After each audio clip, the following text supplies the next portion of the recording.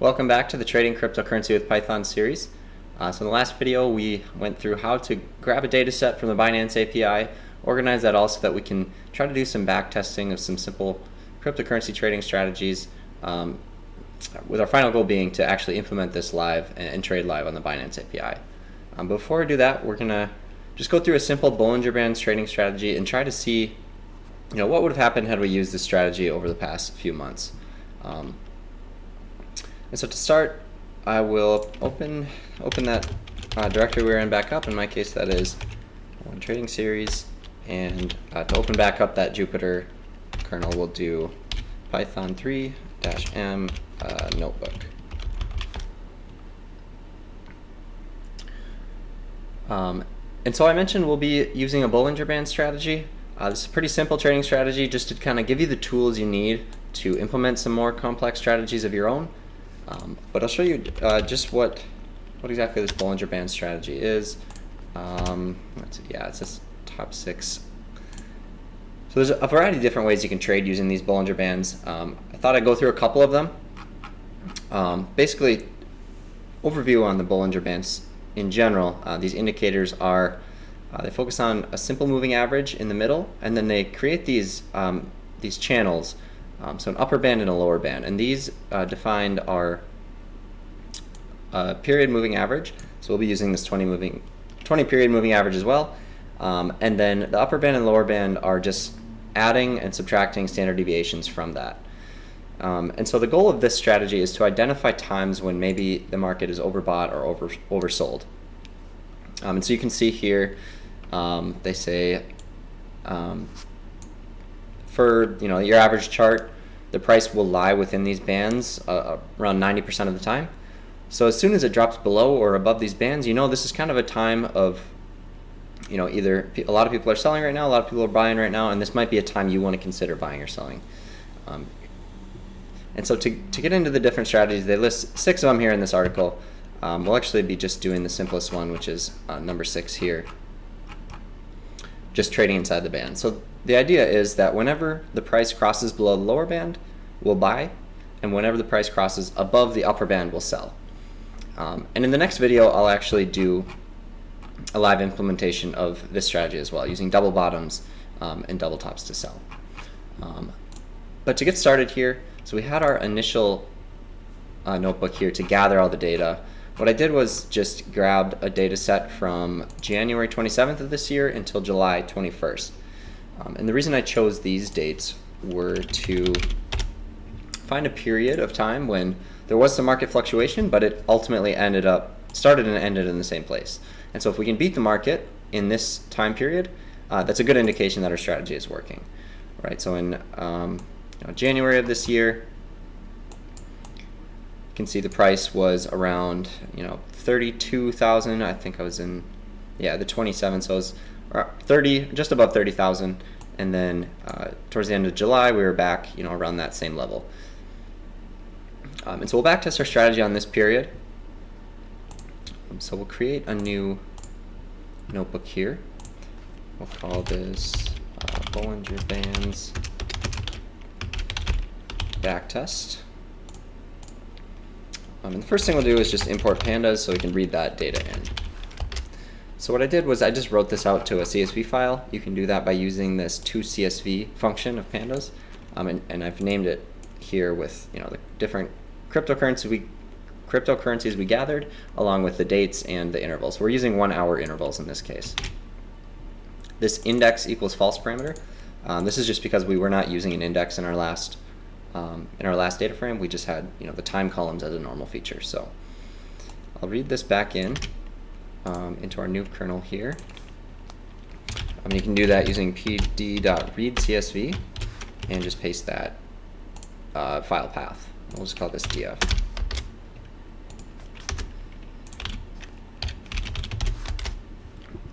And so you can see the same data we had last time, just from those dates I mentioned, and we're doing 1 hour here. So you can see our first date is at about 6 p.m. and then 7 p.m. is our next date from January 26th. So to compute our Bollinger Bands, the first thing we'll be doing is computing that simple moving average. So we'll define a function here called SMA, and this will take in our data frame, and it will also take in a window. And what this will do is it'll just use, there's this rolling function that Pandas has built in that will just take in the last specified number of time or of prices in the data previous in the data frame. So if we specify data.rolling and then we do window equals window, in our case we'll be doing 20 as I mentioned, and then we can just calculate the average of that. So this will be the result of this function. It's a very simple function. We can just return that. And so you can see how this will work is if we call that SMA with, let's just do the Litecoin open price, for example.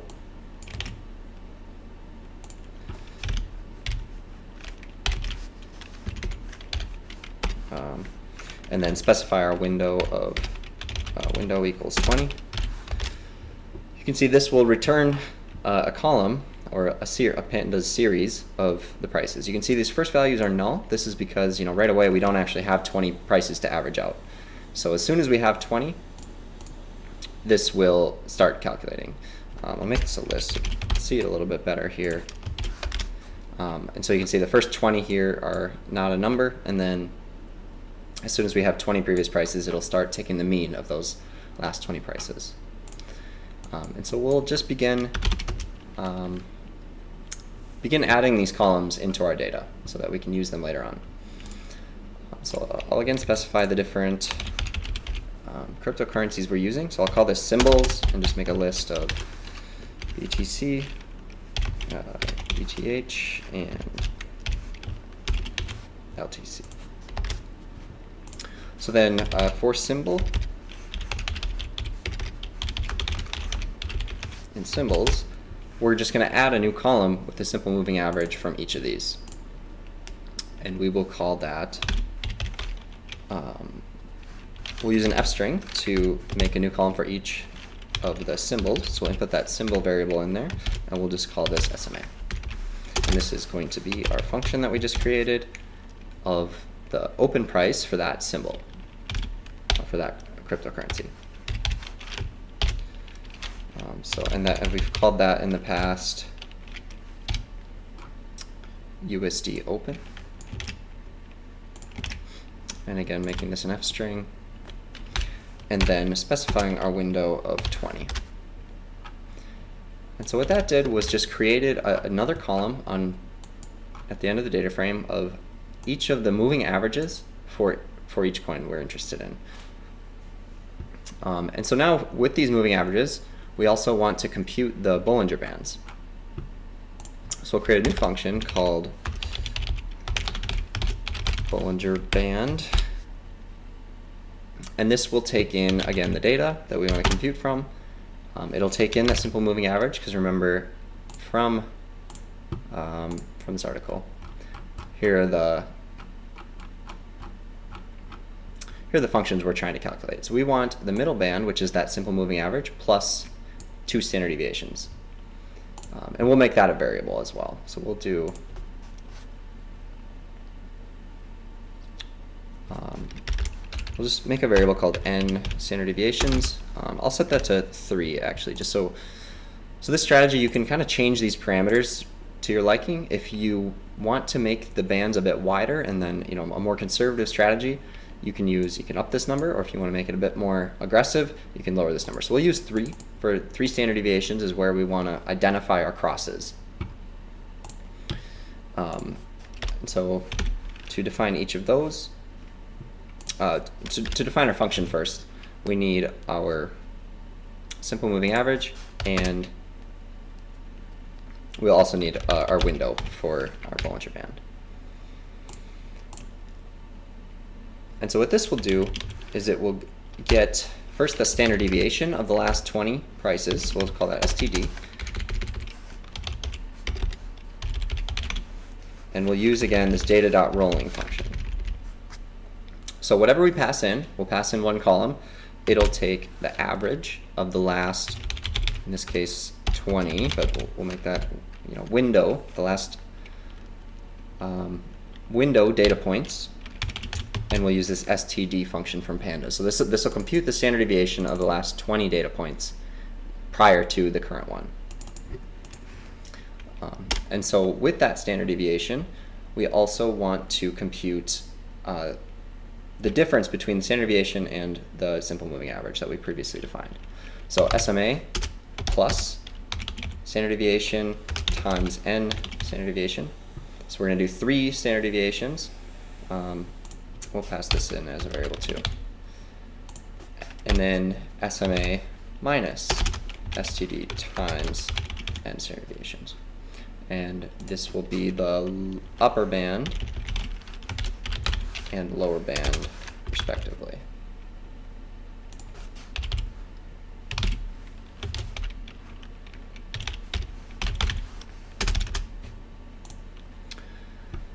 And then what do we want to return from this function? We will just return these sequentially. We'll do return upper band, return lower band.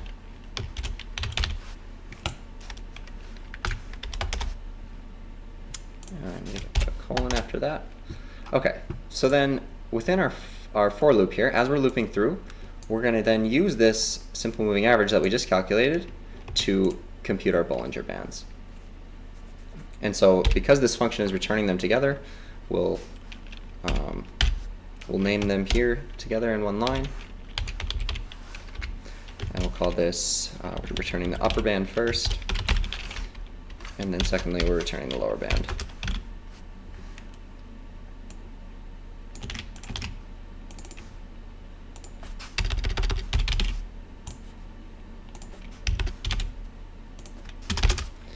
And this will be the result of calling Bollinger Band, our function above,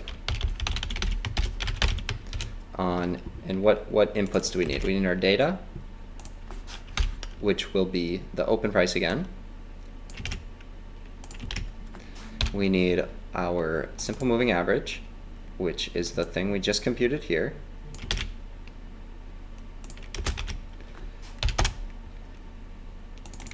We need our window, which will be 20, and then our n standard deviations, and we made that a variable up here, so we'll just put that in general.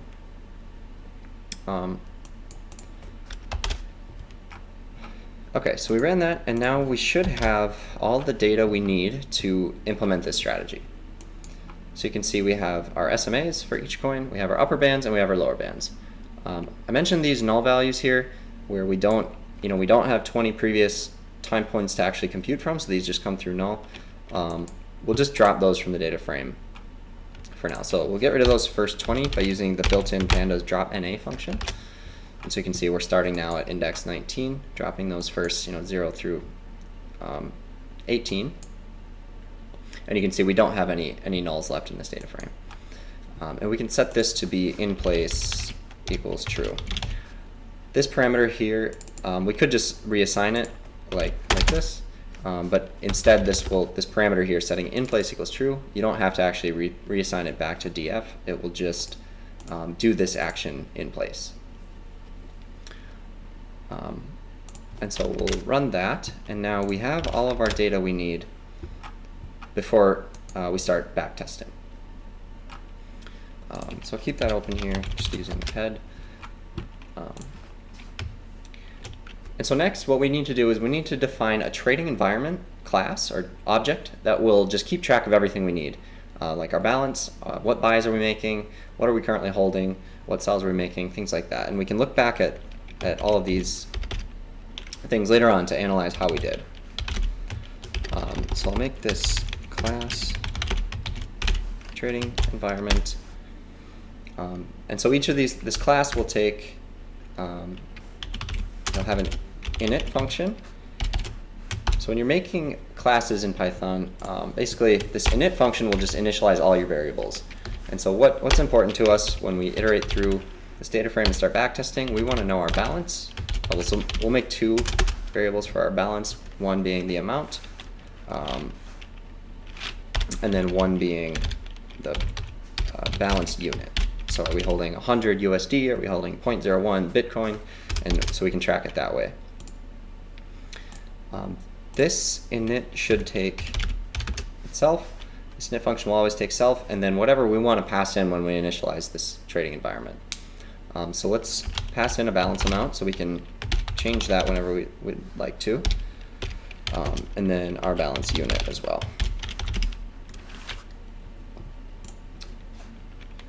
And this will just be balance amount. And balance unit. Okay, so then just to see how this is kind of working, we can call this and we can enter a balance amount. We'll just say it's $100. So setting our unit to be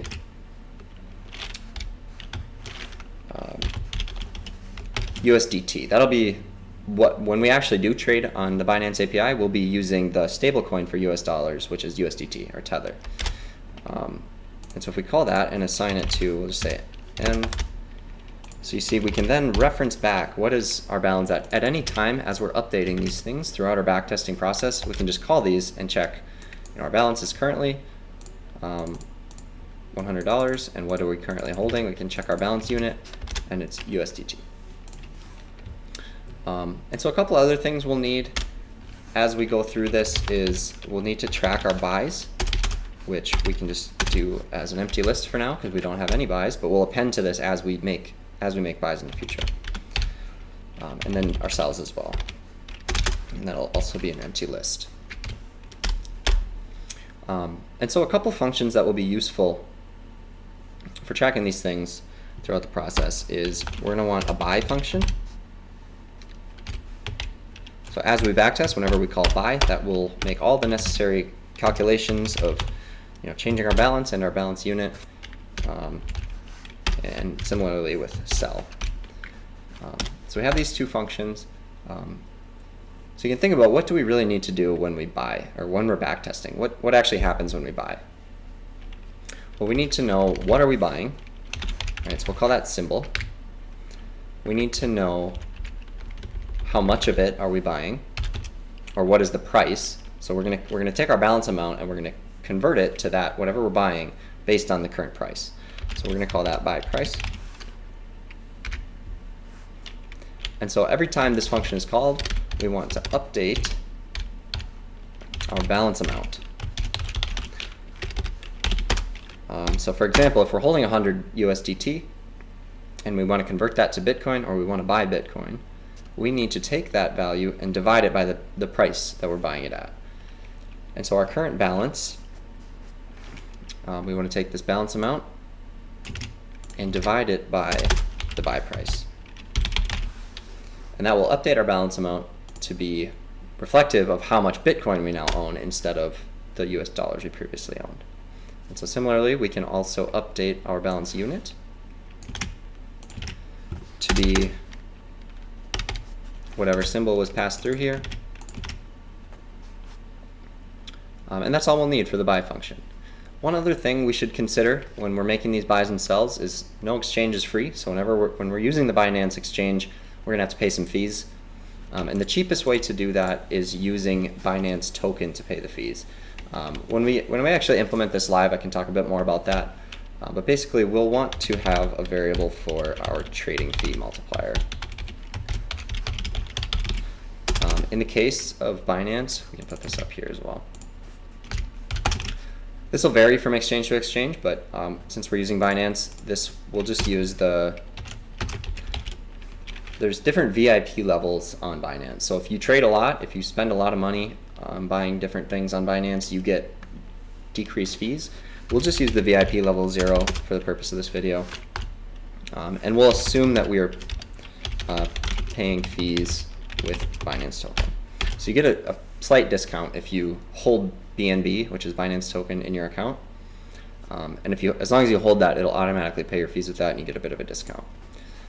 But this multiplier is 0.99925, which is reflective of a 0.075 trading fee, which is what this VIP level 0 is. So every time we make a transaction, we're going to have to multiply by that number. So we'll always multiply by this trading fee multiplier. And so similarly, when we sell, well, before we move on to selling, we're also going to want to track a couple things about this buy. So we want to be able to look back and see what did we buy at what time. And so we'll append that information into this buys variable that we initialized here. So it's currently an empty list.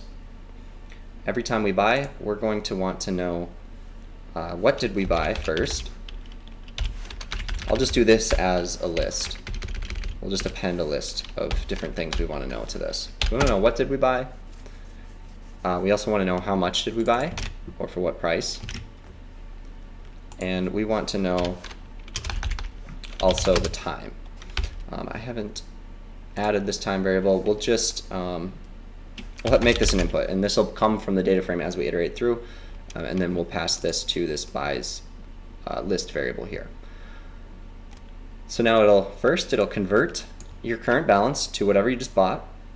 It'll change your balance unit to whatever you just bought. And then it'll also track that data over time. So it'll just keep appending to that list of all of your previous buys. And similarly, when we sell, we want to convert our balance first. And so when we sell, instead of dividing, you're going to want to multiply, right? Because we're going back to US dollars here. So we're going to want to multiply that by a sell price. So we'll pass the sell price in, and we will multiply by that every time we sell. And then again, also we'll multiply by this trading fee. We also want to update our balance unit. And every time we sell, we're never going to sell, between cryptocurrencies. We'll always be buying a cryptocurrency and then selling back to US dollars, just for the purpose of this backtest. In theory, you could, sell Bitcoin to Litecoin or things like that, but we'll sell back to US dollars, and then we'll also, again, append all the data necessary to track that sell. So self.sells, append, we will want to know what did we sell, so that will be our balance unit will be our sell, whatever we're selling. And then the price at which we sold it will also be good to know. So we'll keep this in the same format as our buys list here. So we'll do time first and then the sell price. And another thing, we also do not want to change this to US dollars before we append this. So let's track what we just sold, and then let's change it to US dollars. So that's all we'll need for now with this environment here. Let's run that, and we can call, let's make this a variable so that we can change this when we want to. And then we'll set our trading fee multiplier to be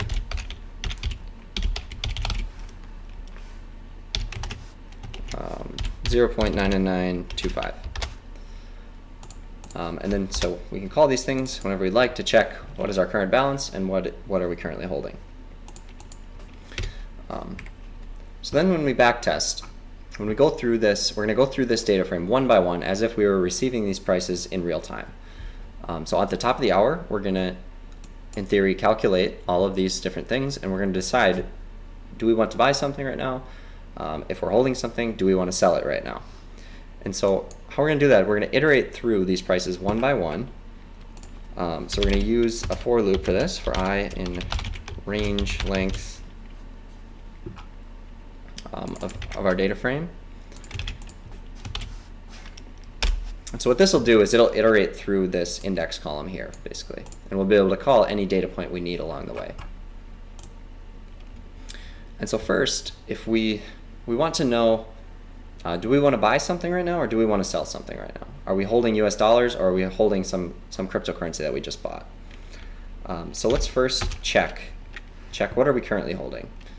So for our balance unit, we can call this by doing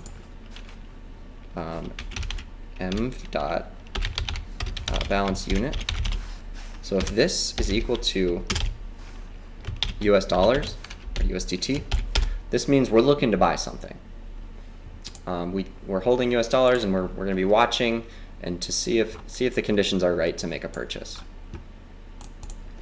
And we'll fill in our buy signal in a second, but conversely, if our balance unit is not equal to USDT, then we are going to be looking to sell whatever we're currently holding. And so how do we want to determine if we're going to buy or not? Remember, from our strategy here, we want to check, did the price cross this lower band? So the way we can do that is by looking at the low price, so this column here, for each of our cryptocurrencies that we're looking to buy, did that low price cross the lower band? So we'll check that each time we go through this data frame, or at each different time point in this data frame. This will be a symbol, and then we want to do the low price.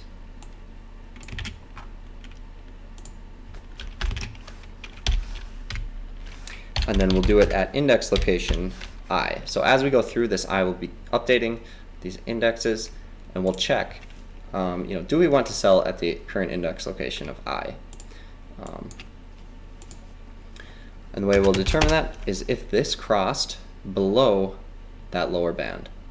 So we again want to choose this DF symbol, and then we'll check this against the lower band.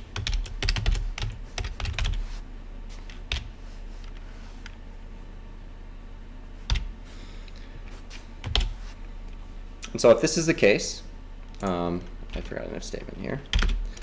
If this is the case, this will be our buy signal. So at this point, we want to then, this function we just wrote here in our trading environment, we want to call that. And what are the things we need to input? We said we need a symbol, a buy price, and a time. And so the symbol will be, we really should be iterating through these symbols. So we're looking here to see, is this low price below the lower band? We should be iterating through to check for each of these symbols, for each symbol in symbols. So it'll check first for Bitcoin, then for Ethereum, and then for Litecoin. If this condition is true for this symbol, that's the one we're buying, so we'll put symbol in here. What's the price we're buying at? Technically, it is at the moment that it crossed that lower band, and so we want to know what was the lower band at that point. We can't forget our index location here. So this here will be our buy price.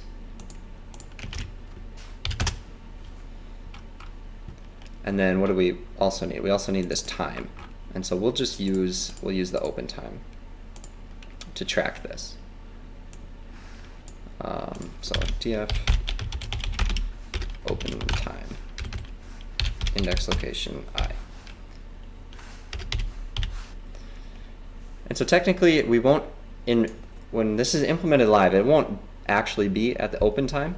But just because this is as discrete as our data frame goes, we only have the open and close time. This is what we'll log just to kind of view our results. But in real life, when we're actually implementing this live, that time that we're buying will be sometime between the open time and the close time. And then in the case we do buy, say for example we're iterating through the symbols list, and we're checking Bitcoin. If we do come in here and we find that we do want to buy Bitcoin right now, we'll buy it, and then after that we don't want to check the rest because we already bought Bitcoin, so we don't need to check if we want to buy Ethereum and Litecoin. So what this break statement does, it'll just break out of this for loop and move on in the script. And so that's all we need to do for our buy trigger. So now to set up our selling trigger, we want to know, are we crossing this upper band here? So if we're currently not holding US dollars, we want to know, did we cross that upper band? If we did, then we want to sell. So the way we will represent that is checking instead of the low price, we'll actually be using the high price. Did the high price for that interval cross above that upper band? And so this will be, we want to check it for whatever we're currently holding, which is our balance unit. So we'll have that as in our F string here. And then we will check for our high price. So I'll grab this column name.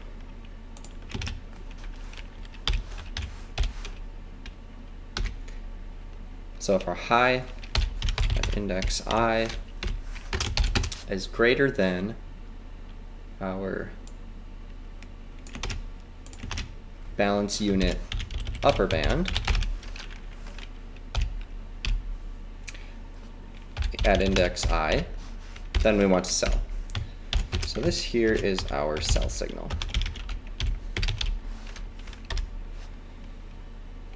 And as soon as we hit that statement, we want to use this function that we created above. We'll do end.sell. And we need to give this a sell price. So what price are we selling at? Well, again, it's going to be the price of that upper band. So as soon as we cross it, we're selling at that price, right? So this will be the sell price.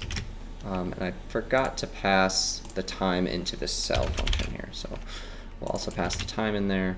And the time will be that, again, that open time.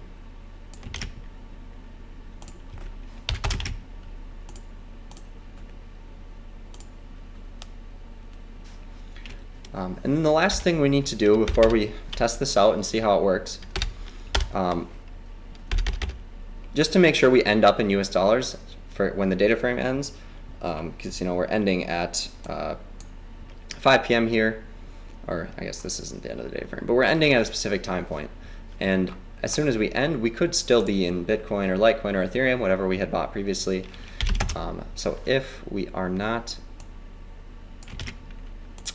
so after we finish this for loop, if we're not in US dollars, let's just sell, just so we can kind of analyze in terms of US dollars.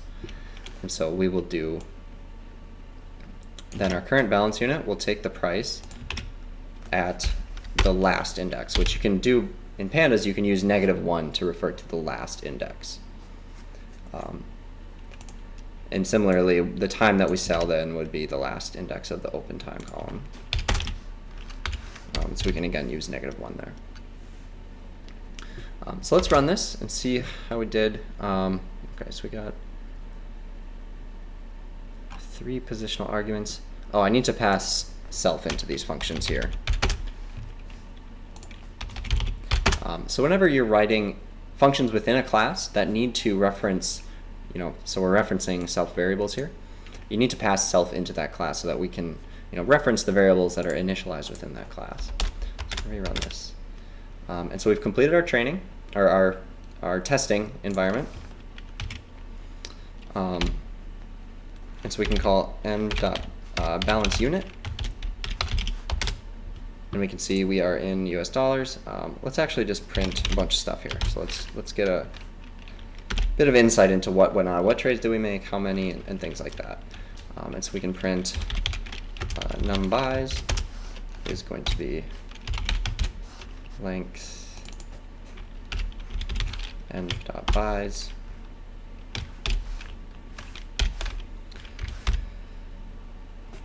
So print that. Our cells should be the same number. We should have had the same number of cells as buys, but just to make sure everything worked properly, let's print that out as well. Let's also print our balance. So we'll say ending balance.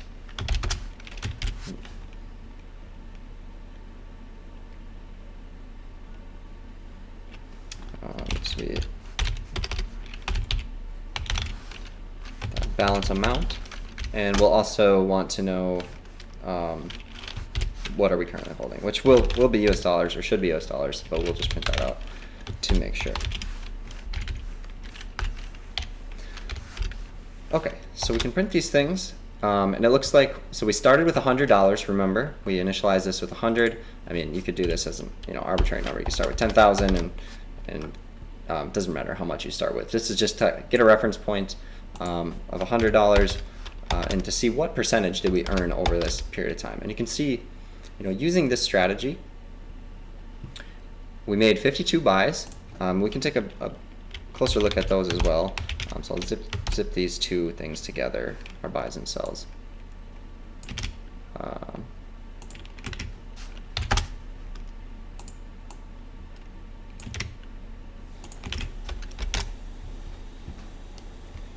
Okay, so you can see our buys and sells here. We made 52 buys in total over a period from January, I believe it was like 27th was the start of our data frame, and then ended towards the end of July.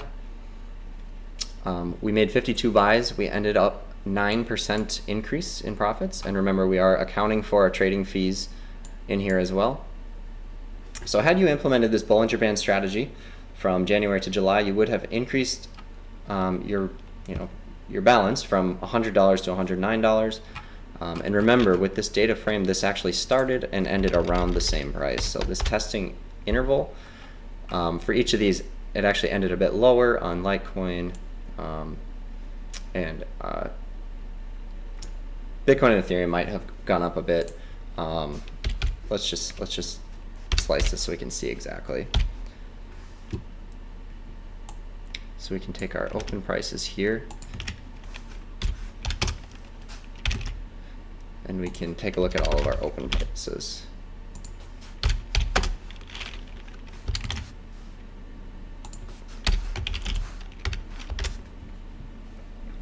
Right, so you can see for Bitcoin it was pretty much no change. Started at 29,719 and ended at 20,790.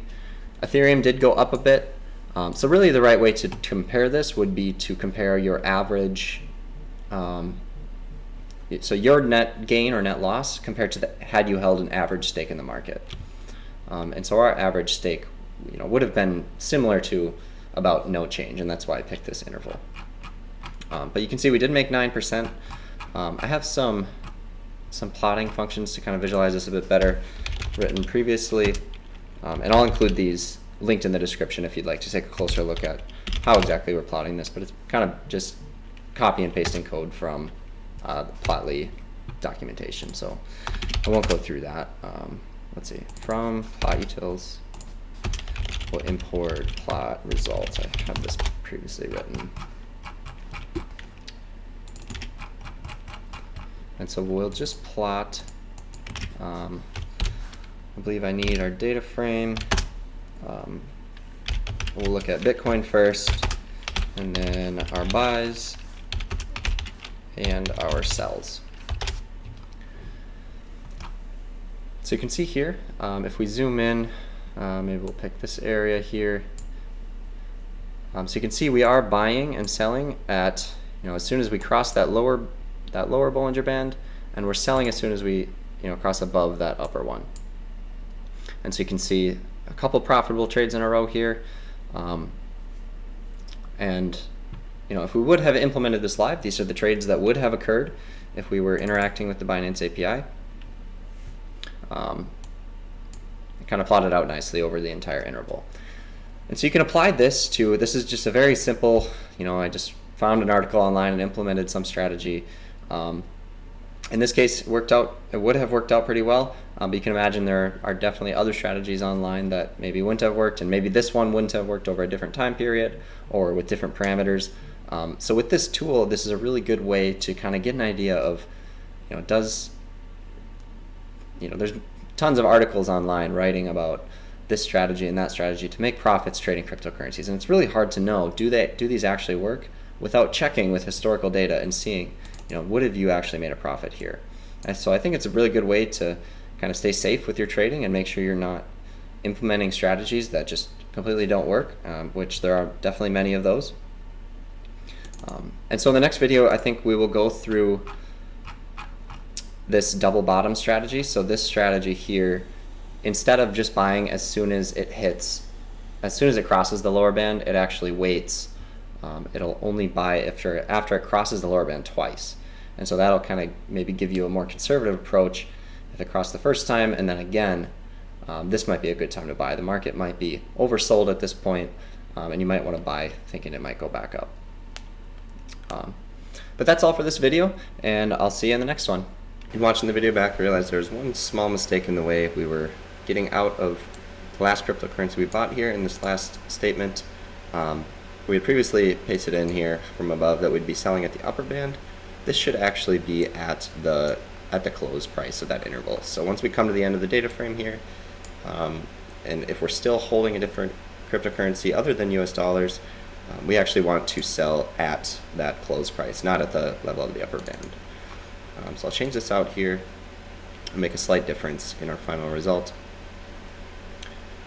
So we want instead our USD close. And so you can see this bumped it down from just over 9% to just over 8%, and that is the result of selling at, right at the end here in this last buy, we're now selling at the close price instead of that upper band.